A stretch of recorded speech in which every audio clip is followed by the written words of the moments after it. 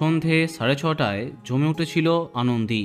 প্রতি সপ্তাহেই একটু একটু করে এগিয়ে যাচ্ছিল প্রতিপক্ষের দিকে, বাড়ছিল টিআরপি।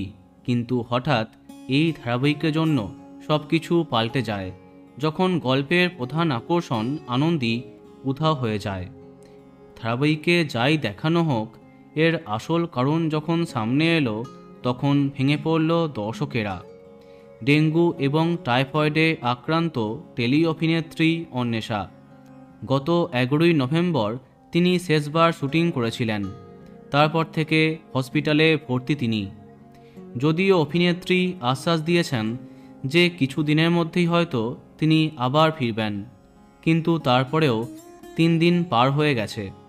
এমন সময় নতুন আনন্দী আসার গুঞ্জন টেলিপাড়ায়, এবং সেই চরিত্রে অন্য এক জনপ্রিয় নায়িকার আগমনের গুজব রটে যায়। কিন্তু খোঁজ নিয়ে জানতে পারি এখনও শুটিং জয়েন করেননি অন্বেষা, তবে আগের থেকে অনেকটা রিকভার করেছেন। সম্ভবত আগামীকাল থেকে অন্বেষাকে দেখা যাবে শুটিং ফ্লোরে।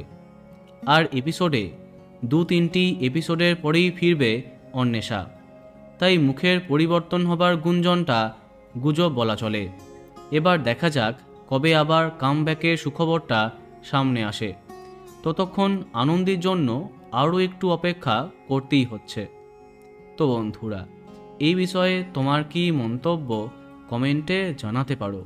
আর এই রকমই আরও অনেক ভিডিও পেতে সাবস্ক্রাইব কারেন্ট বস।